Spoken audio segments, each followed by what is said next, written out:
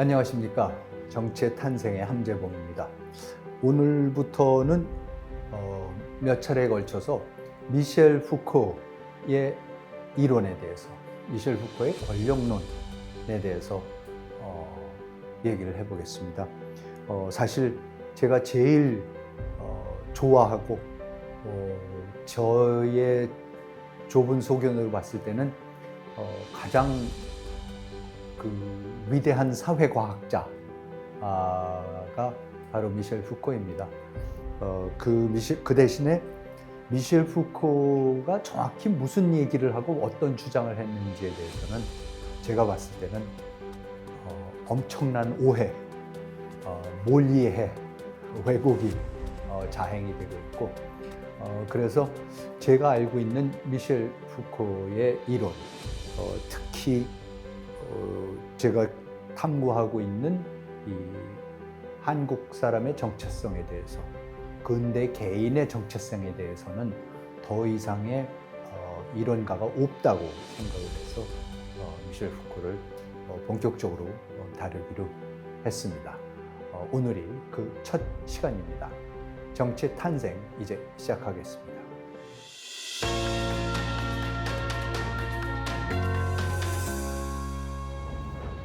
미셸 푸코는 대표적인 소위 포스트 모던 사상가라고 합니다. 본인은 자기를 그렇게 규정하는 것을 별로 탐탁지 않게 생각을 했지만 나름대로 유용한 호칭이라고 생각을 합니다. 제가 봤을 때 포스트 모던, 특히 미셸 푸코의 포스트 모던이라는 것은 모던이라는 것이, 근대라는 것이 어떻게 형성됐는가를 근대에서 약간 떨어진 시각에서, 소위 포스트 모던, 근대, 탈근대적인 시각에서 봤기 때문에 나름대로 의미가 있는 호칭이라고 생각을 하고요.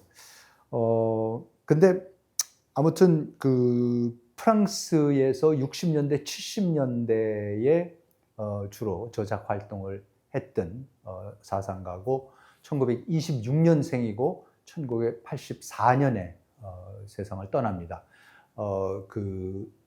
동성연애자였고 세상을 떠나게 되는 이유도 그때에 이제 처음으로 창궐하기 시작한 에이즈에 걸려서 죽습니다. 에이즈라는 것이 무엇인지, 왜 일어나는지도 모르고 있었던, 당황하고 있었던 그 당시에 에이즈로 역시 사망을 합니다. 프랑스의 엘리트 학교인 고등사범학교를 졸업하고, 그리고 프랑스 학계의 최고의 영예인 콜레지 드 프랑스의 석좌 교수로 있다가 세상을 떠납니다. 대표작은 광기의 역사, 병원의 탄생, 말과 사물, 성의 역사, 여러 가지가 있습니다. 그리고 이제 오늘부터 대표적으로 다룰, 제가 봤을 때는 가장 완벽하게 푸코의 사상을 전달하고 표현하고 반영하고 있는 것이 바로 우리말로 감시와 처벌이라는 제목으로 번역이 된 원래 제목은 Surveiller et Punir, 그 다음에 영어로는 Discipline and Punish라는 바로 그 책입니다. 그 책의 부제가 Naissance de la Prison이라는 게 뭐냐면 이제 감옥의 탄생, 이러한 부제가 붙은 책입니다. 이 책은 제목과는 달리 제가 봤을 때는, 앞으로 이제 쭉 해석을 같이 해 나가겠지만은, 중세에서 벗어나면서 근대로 넘어오는 과정에서 우리가 지금 생각하는 인디비주얼, 개인이라는 것이 어떻게 만들어지는지, 어떻게 규정되는지를 가장 명확하게 보여준 그 책이라고 생각을 합니다.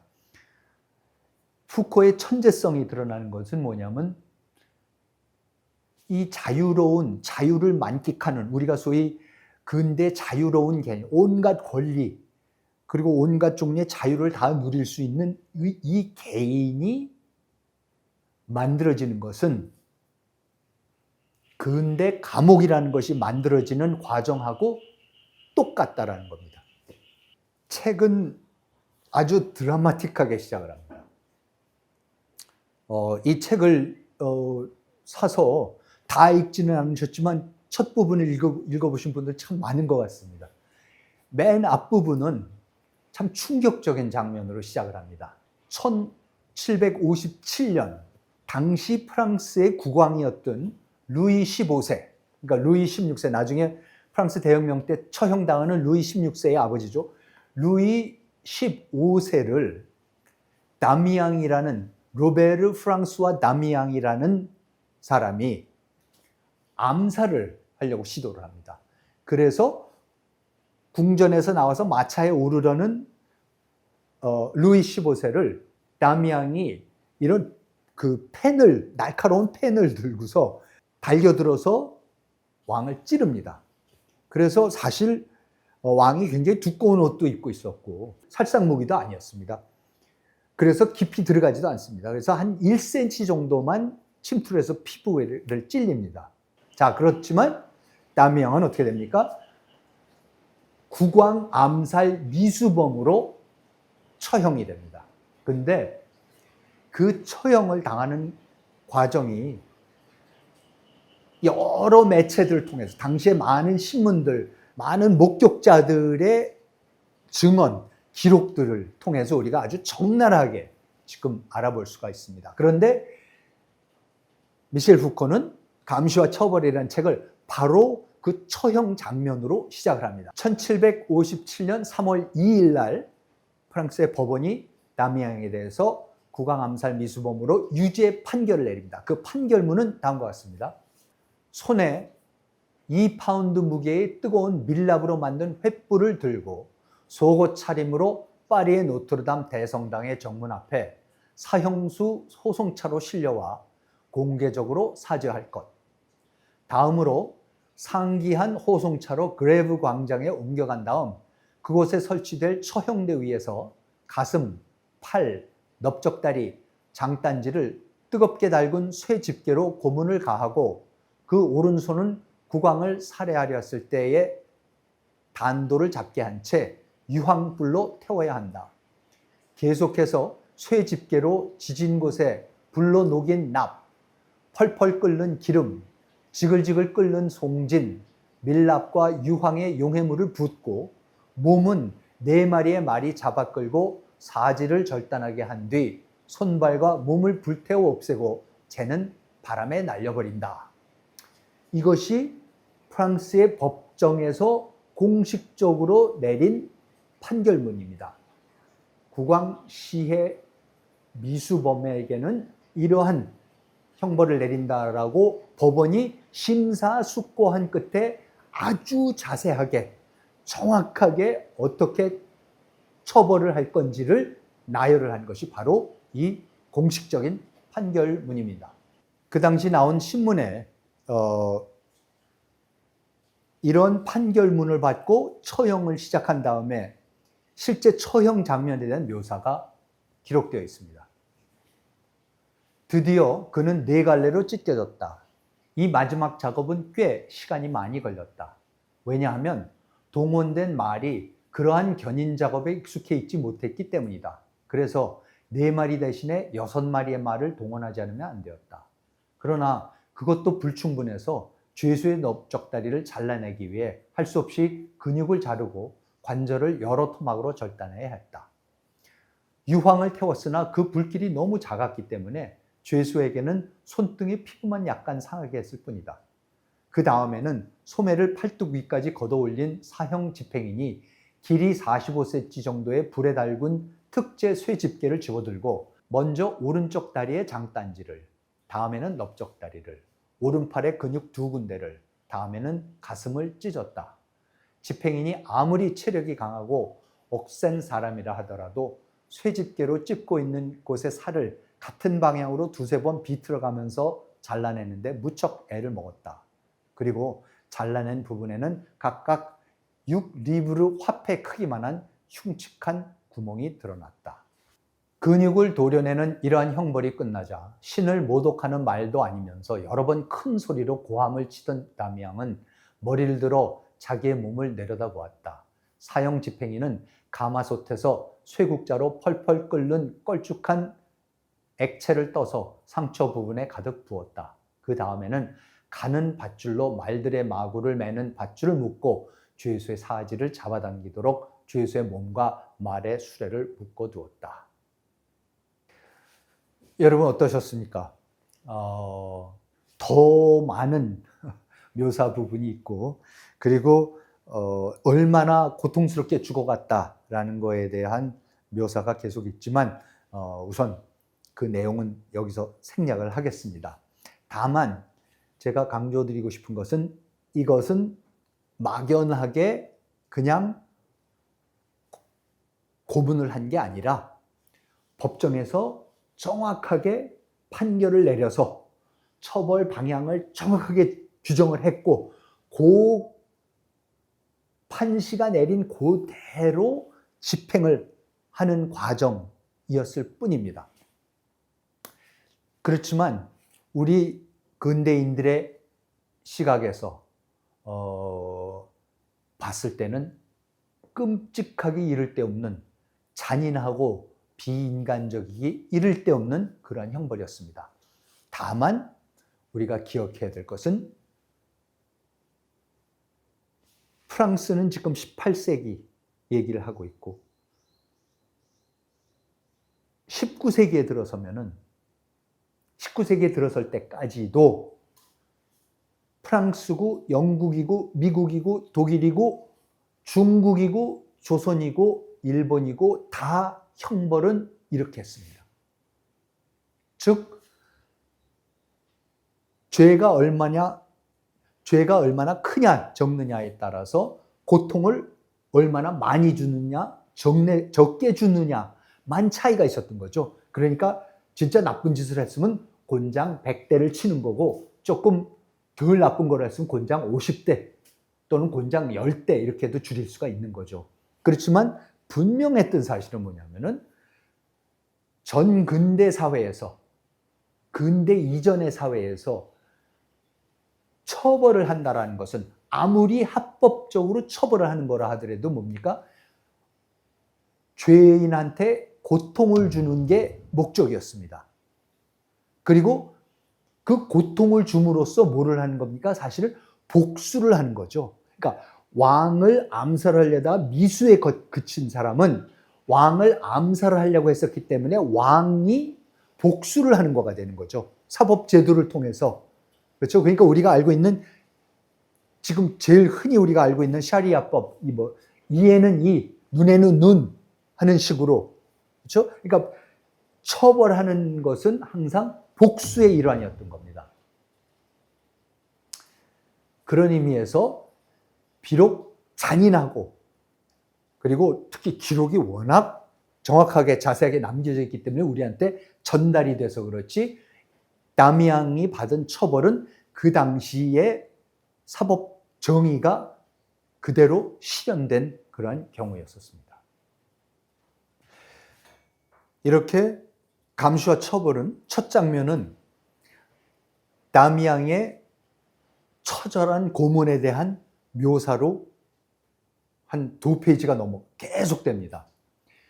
그리고 나서는 갑자기 그 묘사가 끝나면은 아무런 설명 없이 다음으로 넘어갑니다. 다음은 뭐냐면은 80년 후에 다미앙이 처벌된 1757년으로부터 80년 후에 같은 프랑스의 소년 감호소, 그러니까 소년원이죠. 감호소에 일과표가 나옵니다. 일과표를 아무 설명 없이 그냥 다음과 같이 나열을 합니다. 제17조 재소자의 일과는 겨울에는 오전 6시, 여름에는 오전 5시에 시작된다. 노동시간은 계절에 관계없이 하루 9시간으로 한다. 하루 중 2시간은 교육에 충당한다. 노동과 일과는 겨울에는 오후 9시, 여름에는 오후 8시에 끝내도록 한다. 제18조 기상 첫 번째 북소리가 울리면 재소자는 조용히 기상하여 옷을 입고 간수는 독방의 문을 연다. 두 번째 북소리가 울리면 재소자는 침상에서 내려와 침구를 정돈한다. 세 번째 북소리가 울리면 아침 기도를 하는 성당에 가도록 정렬한다. 각 신호는 5분 간격으로 한다. 제19조 아침 기도는 감화원 소속 신부가 주재하고 기도 후에 도덕이나 종교에 관한 독송을 행한다. 이 일은 30분 이내에 마치도록 한다. 20조 노동 여름에는 5시 45분, 겨울에는 6시 45분에 재소자는 마당으로 나와 손과 얼굴을 씻고 제1회의 빵 배급을 받는다. 뒤이어 즉시 작업장별로 정렬하여 일하러 나가야 하는데 여름에는 6시, 겨울에는 7시에 시작해야 한다. 제21조 식사 10시에 재소자는 노동을 중단하고 마당에서 손을 씻고 반별로 정렬하여 식당으로 간다. 점심 식사 후 10시 40분까지를 휴식 시간으로 한다. 그리고 이제 쭉 가다가 제28조가 마지막 조입니다. 여름에는 7시 반, 겨울에는 8시 반에 재소자는 마당에서 손을 씻고 의복의 검사를 받은 뒤 독방 안에 도착해 있어야 한다. 첫 번째 북소리가 울리면 옷을 벗고 두 번째 북소리가 울릴 때 침상에 들어가야 한다. 각 방의 문을 잠근 후 간수들은 질서와 침묵을 확인하기 위해 복도를 순회한다. 책의 첫 장면은 다미앙이라는 국왕시해 미수범에 대한 처절한 고문. 두 번째는 곧바로 이어서 소년원의 일과표입니다. 지금 푸코는 왜 이 두 가지를 넣냐면은 왜 처벌하는 방식이 이렇게 달라졌는가? 왜 80년 소위 근대화라는 것이 급격히 일어나는 그 18세기 중반에서 19세기 중반까지, 초중반까지의 그 기간 동안에 여러 가지가 변하고 산업혁명도 일어나고 여러 가지가 일어나지만 푸코가 주목하는 것은 한 사회가 그 사회의 범죄인들을 처벌하는 방식에 얼마나 큰 변화가 왔는지를 지금 보여주고 있는 겁니다. 물론 하나는 국왕시해 미수범이고 하나는 이제 그거보다는 덜 중한 죄를 지은 소년들을 벌을 주는 감호소죠. 그럼에도 불구하고 두 가지 형벌을 주는 방식은 너무너무나도 다릅니다. 우리가 여기에서 주목해야 될 것은 사실은 우리가 첫 번째 남양의 고문 처벌은 너무나 처절하다. 너무 비인간적이다 하지만 두 번째 소년원의 일과표는 어떻습니까? 너무나 익숙한 거 아닙니까? 사실은 감호소에만 있는 게 아니죠. 이런 일과표는 뭐 예를 들어 수도원에서 사제 또 수녀님들이 아마 저렇게 다 생활하실 거고, 그렇죠? 아니면 불교 사찰에서 스님들이 저렇게 생활을 하실 거고, 옛날에 선비들이 저렇게 생활을 했을 것이고, 지금도 육군사관학교, 해군사관학교, 공군사관학교에 가면은 딱 저렇게 생활합니다. 군대에 갔다 오신 남성분들은 다 기억하실 겁니다. 군대에서의 생활이 바로 똑같습니다. 정확히 5시 몇 분에 일어나서 먼저 어떻게 방을 치우고 어떻게 씻고 어떻게 식사하고 몇 시까지 어디까지 집합을 해서 뭐를 먹고 몇 시부터 몇 시까지 해서 무슨 작업을 하고 등등등등, 그리고 딱 소등하고 취침할 때까지 시간이 다 정해져 있고 종을 쳐서 그걸 알리든지 북을 쳐서 알리든지 무슨 차임 소리가 나서 알리든지 여러 가지 방법을 통해서 나팔 소리가 나든지 해서 그 시간을 알려주는 차이가 있을 뿐 사실은 이 일과표라는 것은 너무나도 우리 근대인들한테 익숙한 겁니다. 제가 가지고 온 일과표 중에 보시면은 이건 지금 육군사관학교의 일과표입니다. 그리고 그 다음에 여기 평일시간표라고 나오는 이거는요, 한국에서 아주 명문 사립고등학교로 유명한 민족사관고등학교의 일과표입니다. 로빈 윌리엄스가 나오는 죽은 시인의 사회에서 나오는 그 엄격한 미국의 사립고등학교, 명문 사립고등학교일수록 엄격한 시간표를 따라서 생활을 합니다. 좋은 학교일수록 등록금을 많이 내고 좋은 건물에서 좋은 음식 먹고 하는 학교일수록 사실은 철저하게 규칙적인 이 소년원하고 똑같은 시간표입니다. 무슨 말씀이냐면요. 이 시간표와 같이 생활하는 것은 근대인들입니다. 우리가 사무실에 출근을 하든 공장에서 일을 하든 군대를 가든 병원에 입원을 해 있던 수도원에서 수도 생활을 하든 절에 가서 참선 기도를 하든 기도원에 가서 있든 이러한 일과표에 따라서 합니다. 그리고 실제로 집안에서의 혼자 사는 것이 너무 나태해지고 그러면 어떡합니까? 일부러 돈을 주고라도, 그렇죠? 뭐 젊은이들이 한때는 뭐 해병대에 가서 뭐 한 달 동안 생활을 해보고 일주일 동안인가 생활도 해보기도 하고 여러 가지 이런 걸 하지 않습니까? 일부러 사찰에 들어가서도 생활해보고 하는 게 다시 규율과 기강을 잡는 거. 이게 다 뭔가가 굉장히 중요한 것이고 좋은 것이고 필요한 것이라고 생각해서 하는 겁니다. 그런데 이러한 시간표가 제일 먼저 만들어진 것은 학교도 아니고 사무실도 아니고 공장도 아니고 어디입니까? 미셸 후코가 보여준 것은 소년 감호소입니다. 법률방송이 출간하는 시사교양지 법치와 자유는 우리 사회가 직면하고 있는 법치의 문제들을 가장 냉철한 시각에서 바라보고 있는 정론지입니다. 2026년 대한민국의 오늘을 가장 정확하게 깊이 있게 읽어볼 수 있는 법치와 자유를 만나보시기 바랍니다. 이제는 온라인으로도 편하게 읽어보실 수 있습니다.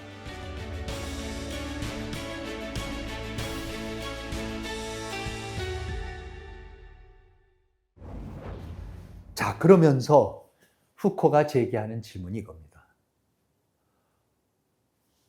100년이 안 되는 사이에, 아까 80년이라고 말씀드렸지 않습니까? 이렇게 처절하게 사람을 범죄를 저지른 사람을 이렇게 처절하게 신체형, 몸에 고통을 가하는 식으로 처벌을 하던 사회가 불과 80년 만에 그 신체형 자체, 몸에 고통을 주는 방식의 처벌 방식, 체벌이 사라져버렸습니다. 왜 사라졌을까요? 인간 사회가 왜 18세기 초반부터는 갑자기 그런 것이 급격히 사라지기 시작하면서 지금 소년원 같은 식으로, 그게 지금 감옥이 그렇지 않습니까? 보통 감옥이 다 그렇습니다. 어떻게 감옥에 집어넣어서 마치 지금 학교나 병영이나 수도원이나 병원이나 이런 데서 하는 거와 똑같은 방식의 엄격한 생활 규칙을 살게끔 하는 것이 처벌이 되어버리는 겁니까? 그게 왜 처벌이 되는 겁니까? 그러면 사람들이 우리가 더 뭔가 근대사회가 인간적이 됐다. 그렇죠? 사람의 고통을 알고 사람의 몸을 저렇게 체벌을 주면 안 된다는 걸 알았기 때문에 사회가 더 인간적이 됐기 때문에 됐다라고 그렇게 흔히들 설명을 합니다. 역시 전근대 사회는 잔인했어. 비인간적이었어. 우리 근대 사회는 더 인간적인 사회가 됐어. 이런 얘기를 합니다. 그런데 문제는 뭡니까? 인간화가 되었기 때문에 신체형을 주던 것을 안 주게 됐다라는 것은 아무것도 설명하는 게 아닙니다. 지금 설명해야 되는 게 뭡니까? 왜 인간화가 일어났냐를 알아야죠. 인간화가 일어나서 이렇게 체벌해서 체벌을 안 주는 걸로 변했다? 그건 설명하는 게 아니죠. 인간화가 그럼 뭐냐라는 걸 설명해 줘야 되는 거죠. 그러면 사회가 더 인간적이 됐다? 그게 무슨 뜻입니까? 소위 인간화, 더 인간적으로 사회가 왜 변했는지 그거를 우리가 설명해야 되는 것이고, 후코는 바로 그거를 설명하고자 지금 이 감시와 처벌이라는 책을 썼습니다. 그러면서 자, 인간화가 뭔지는 모르겠지만 우선 분명한 것은 뭡니까? 신체는, 사람의 몸은 더 이상 형벌의 대상이 아니게 되는 겁니다. 자, 그럼 이런 거죠. 아이가 잘못했을 때 부모가 됐든 선생님이 됐든 학교 선생님이 됐든 아이가 잘못했다고 아이를 때릴 수 있습니까? 없습니까? 이제는 못 때립니다. 얼마 전까지만 해도 사랑의 매라는 것도 있었습니다. 집안에서도 할아버지가, 아버지가, 그렇죠? 아니면 학교에서 선생님이 사랑의 매라고 해서 아이를 때릴 수가 있었습니다. 체벌을 가할 수가 있었습니다. 그런데 지금은 절대 못합니다. 부모가 체벌을 가하면 어떻게 됩니까? 잡혀갑니다. 선생님이 체벌을 가하면 어떻게 됩니까? 당연히 구속되죠. 기소되고 구속됩니다. 자, 그러니까 무슨 말씀이냐면요. 이제는 벌을 주는데 체벌을 못 줍니다. 그러면 여러분 생각해 보세요. 벌을 주는데 체벌을 못 준다라는 건 무슨 뜻입니까? 누구를 벌 준다라는 거는 고통을 가해야 되는 것이 벌을 주는 건데, 체벌이 불가능하다는 얘기는 몸에는 손을 못 댑니다. 그럼 어디에다 손을 댑니까? 어떻게 벌을 주는 게 벌을 주는 겁니까? 심지어는 아이들한테 너 구석에 가서 오래 서 있어. 아니면 어느 골방에 가서 박혀 있어. 그것도 안 됩니다. 아이들의 신체에, 육체에 조금이라도 고통을 주고 무리가 가도록 했다가는 고발당합니다. 후코는 너무나 우리가 당연히 생각하는 이런 얘기들을 진짜 이상하다. 이거 왜 그렇게 됐지? 왜 갑자기 그렇게 체벌을 주고 하던 사람들이 갑자기 아이들 몸에 손을 댔다가는 큰일 나는 그 사회적 변화가 하루아침에 변화가 일어나는데, 프랑스에서는 지금 18세기 말에서 19세기 초까지 한 80년 동안에 일어났다는 거고, 한국에서는 지금 일어나고 있습니다. 지난 3, 40년 동안 일어나고 있는 일입니다. 체벌이 더 이상 불가능해지는 첫 번째 징조가 뭐냐면요. 후코가 지적하는 건 이겁니다. 더 이상 구경거리로서의 형벌이 사라진다는 겁니다. 여러분, 옛날에 우리 사극 같은 데 보면은 이 죄수들이 칼을 차고 있지 않습니까? 이 사진에서도 보시듯이 죄수들이 어떻게 합니까? 칼을 차고 어디에 있습니까? 감옥에, 감방에 있는 경우도 있지만 그냥 길거리에 나와서 칼 차고 있습니다. 왜? 사람들한테 보여주기 위해서. 이 사람은 죄를 지어서 지금 칼을 차고 있는 거다. 그렇죠? 보여주는 겁니다.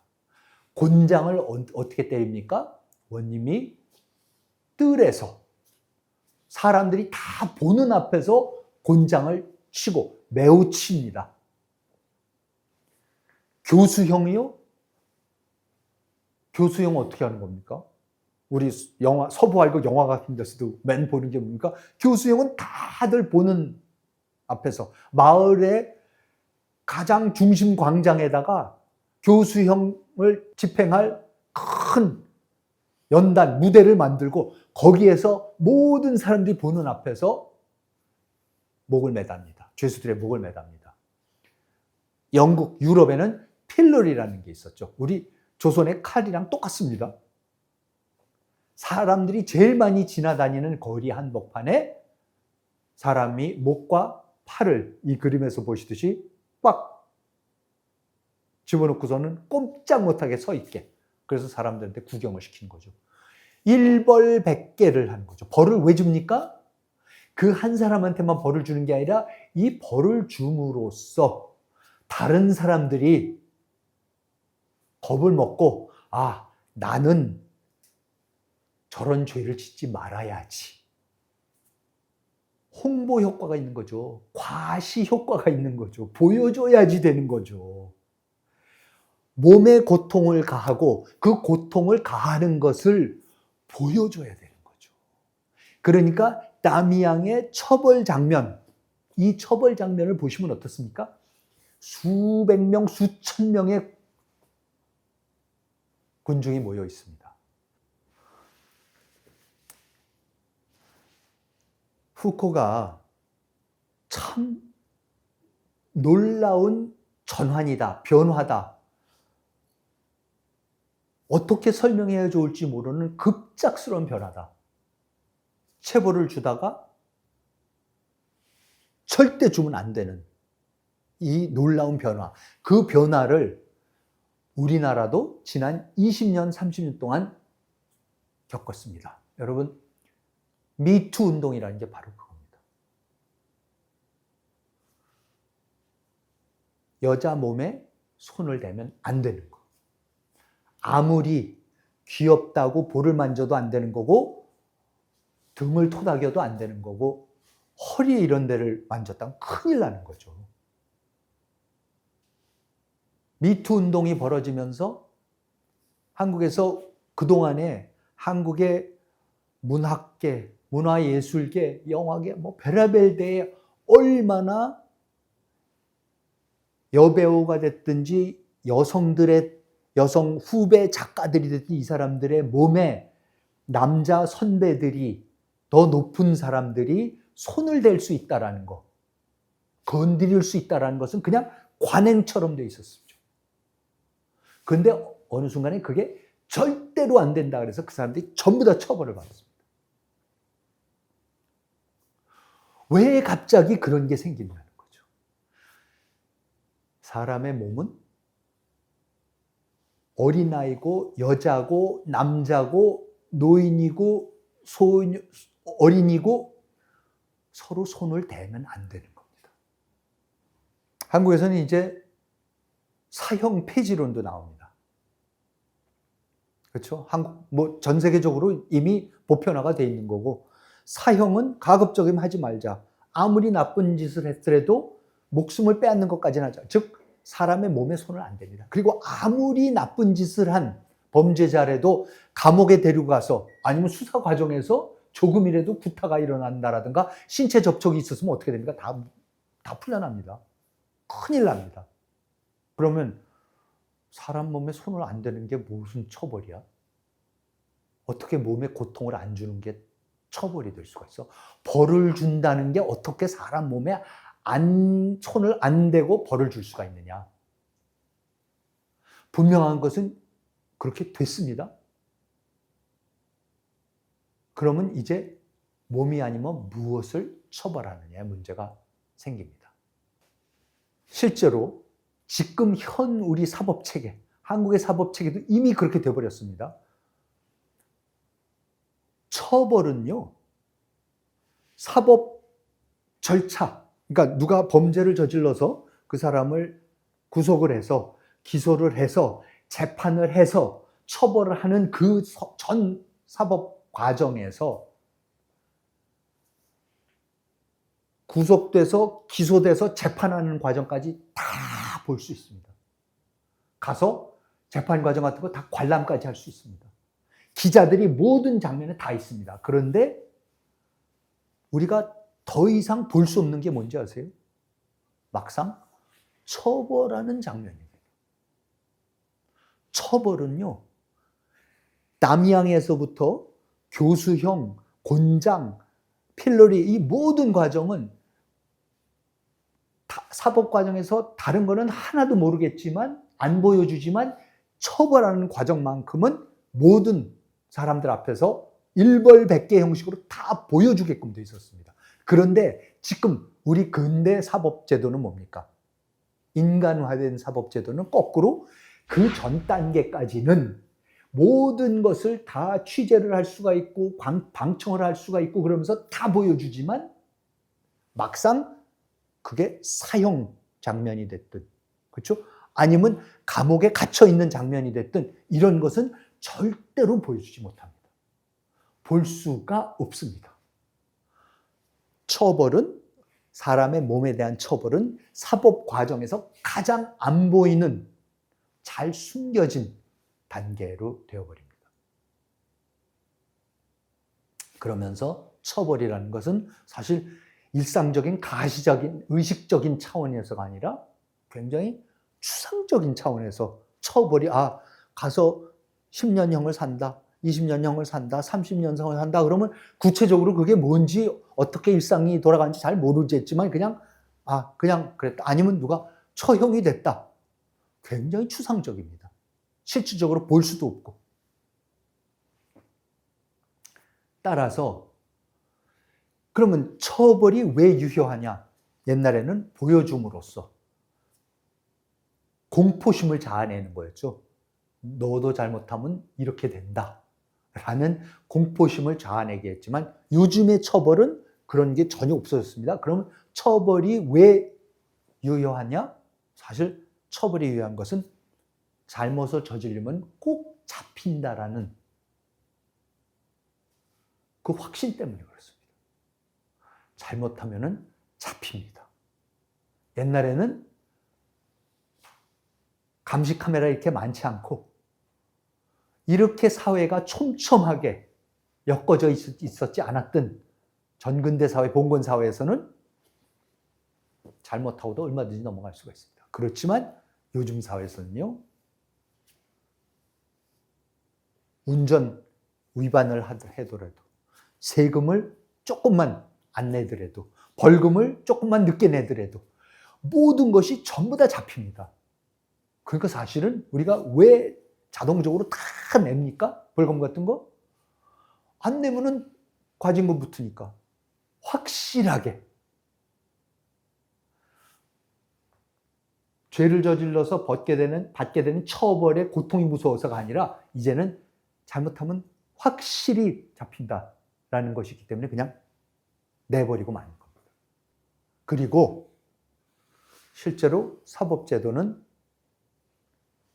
처벌에 대해서는 공개적으로 이제 더 이상 책임을 안 집니다. 무슨 말씀이냐면은 폭력이라는 것을, 그러니까 처벌을 한다라는 게 어떤 형식이든지 폭력이 따릅니다. 즉, 감옥에 집어넣고 아니면 심할 경우에 사형에 처하고 하는 것 분명히 이루어지고 있습니다. 그렇지만 사법부에서는 그 폭력을 하는 것이 왜 하냐? 어쩔 수 없이 하는 거죠. 처벌을 해야 되지만 그 처벌은 남이양의 고문이나 교수형이나 이런 단두대나 이런 거와 같이 과시하기는커녕 가급적이면 안 보여주고 가급적이면 안 하고 그걸 꼭 그렇게까지 해야만 되는지 하는 좀 석연치 않은 마음으로, 그리고 그 꼭 처형을 해야 돼? 그러면 왜 그걸 해야 돼?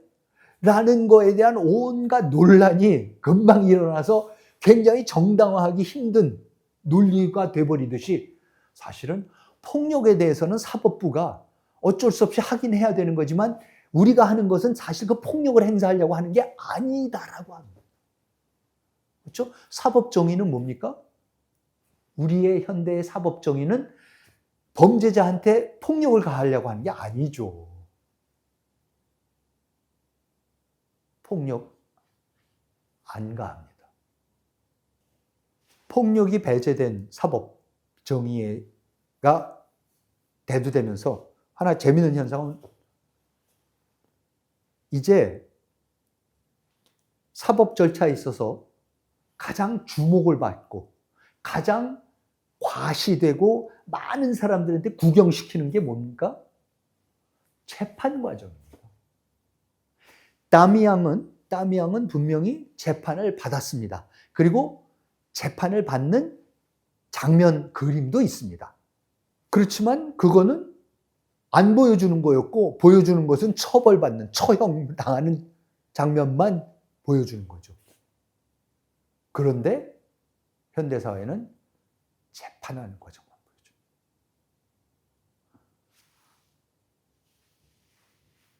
실제로 현대 드라마에 있어서 가장 드라마틱한 것이 뭐냐면 법정 드라마입니다. 영화 Few Good Men, 그렇죠?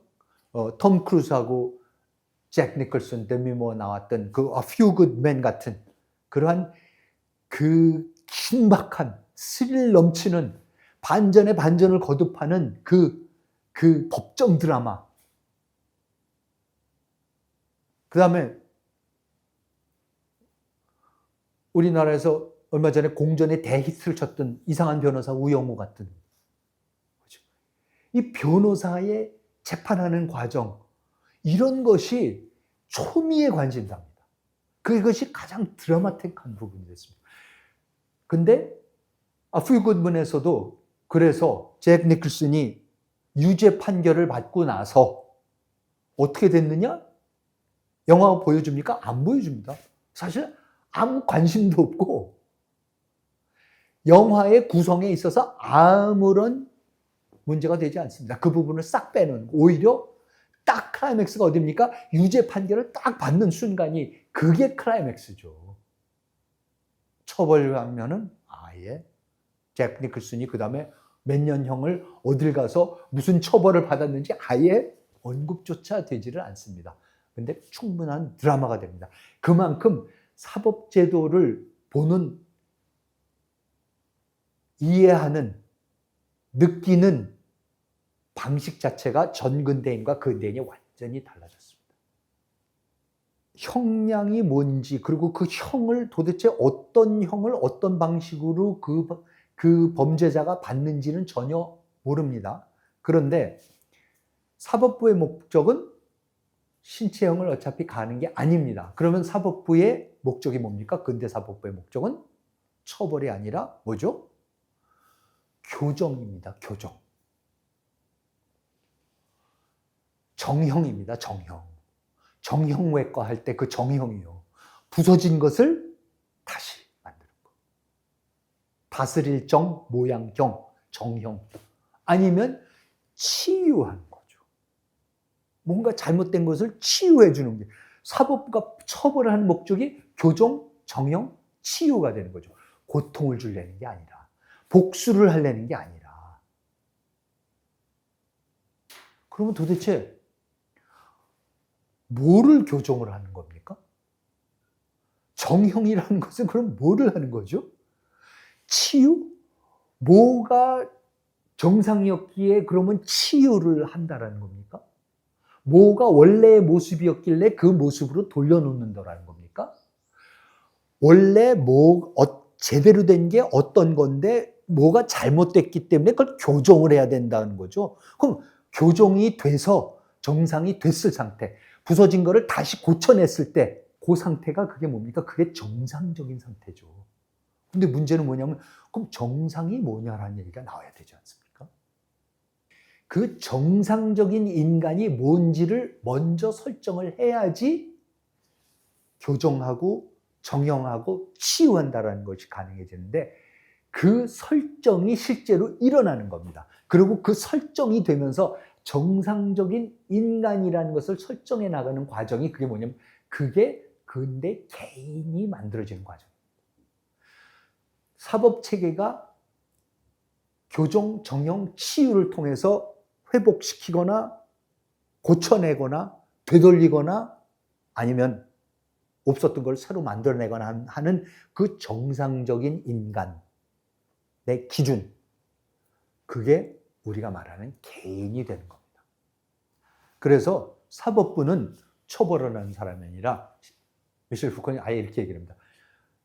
도덕 정형, moral orthopedics.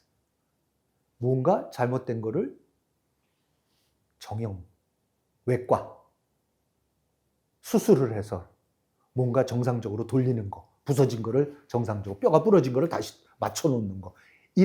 근데 도덕적인 차원에서 하는 거죠. 그게 지금 근대사법부가 하는 일이라고 미셸 푸코는 그렇게 얘기를 합니다.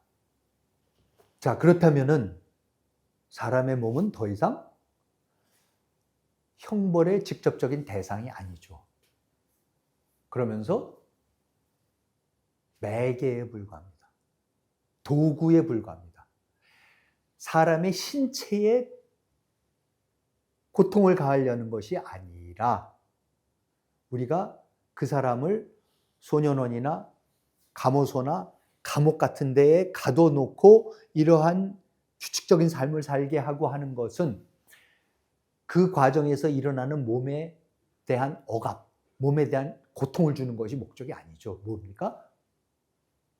그 사람을 교종하고 그 사람을 교화시키고 그러는 거죠. 그러니까 몸은 매개체에 불과합니다. 가둬서 어떡합니까? 노동을 시키는 것은 개인의 권리이자 재산인 자유를 박탈하는 겁니다.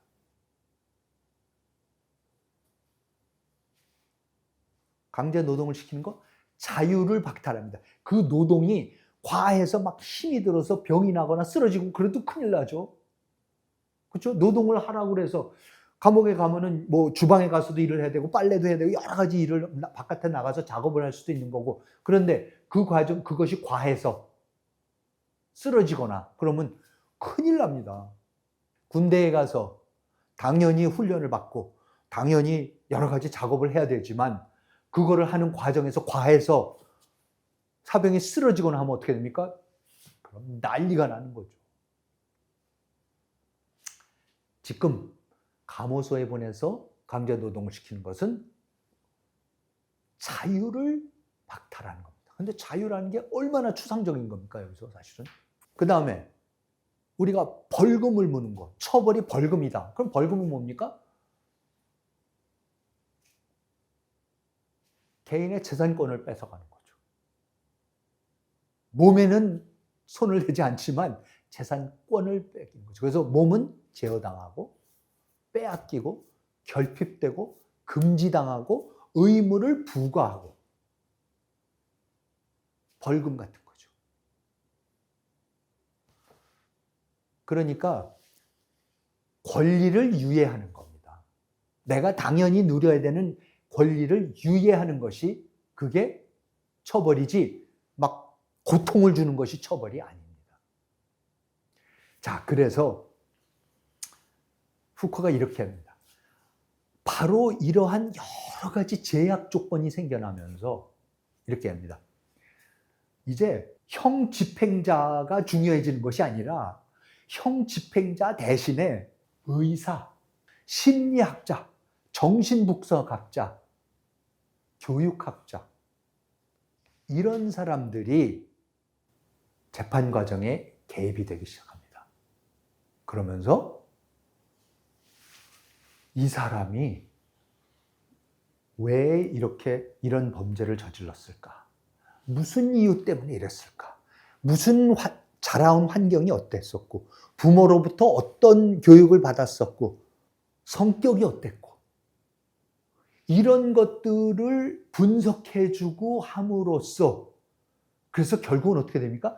이 사람한테 몇 년 형벌을 내리기는 하지만, 보다 중요한 것은 그 사람이 다시 정상적인 사회인으로 돌아올 수 있도록 교정을 하고 교화를 하는 것이 목적이 되는 거죠. 그러니까 정상적인 인간이 될 수 있다라는 그 정상적인 인간이라는 규범, 모델, 기준이 있어야 되는 겁니다.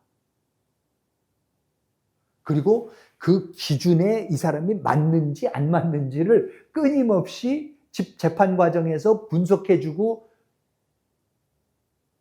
검토해주고 조사해주는 게 바로 의사들이고 정신분석학자고 심리학자들이고 교육학자들이죠. 요새 한국에서 아주 그 엄청난 인기를 누리는 오은영 박사가 해주는 그 아이를 관찰하면서 그 아이가 어떻게, 그 아이의 성격이 어떻고, 그렇죠? 그걸 어떻게 다스려야 되고, 어떻게 조종을 해서, 어떻게 교정을 해서, 어떻게 정상적인 가족 생활을 할 수 있고, 정상적인 학교 생활을 할 수 있고, 정상적인 사회 생활을 할 수 있는 사람으로 만들 것인지를 끊임없이 관찰하고 분석하고 하는 거. 그게 사실은 뭡니까? 그게 지금 사법제도도 그거를 하라는 겁니다. 오은영 박사가 우리 사회에서 저렇게 인기가 있게 되는 것은 뭐냐면 한국 사회가 바로 지금 서양에서는 벌써 20년, 30년, 40년, 사실은 프로이드 같은 사람, 정신분석학자들이 이미 100년 전에부터 했었던, 유응 같은 사람들이 했었던 그러한 분석, 정상적인 인간의 성격이 어떻게 틀어져 갖고 그것을 어떻게 다시 교정을 시켜야 되고, 그래서 정상적인 사람이 될 수 있는가를, 이런 거를 사실 분석해주는 그 역할을 이제 우리 사회도 하기 시작을 했습니다. 오은영 박사가 하는 똑같은 일을 우리나라의 감옥이 해줘야 되는 겁니다. 그러니까 처벌의 양식 자체가 완전히 바뀌는 거고, 자, 그러면요, 바로 이런 거죠. 똑같은 지금 감호소에서 하는, 감옥소에서 사법제도를 통해서 우리가 하려고 하는, 사람을 교정하고 교화시키고 하는 그것과 학교에서 하는 것과 병원에서 하는 것과 군대에서 하는 것과 공장에서 하는 것과 사무실에서 하는 것과 가정에서 하는 것과 똑같은 겁니다. 똑같은 모델입니다. 지금 후코가 보여주려는 것이 뭐냐면 우리 사회가, 근대 사회는 전부 다 신체형을 마구 주둔 사회에서 지금 말씀드린 그러한 교정하고 교화하려는 그 처벌 방식의 사회로 바뀌는데, 그 처벌 방식은 감옥소에서 처벌만 하는 게 아니라 교육과정도 그렇고 우리 가정생활도 그렇고 사회생활도 다 같은 교정 모델을 끊임없이 적용하면서 사람을 교정해 나가는,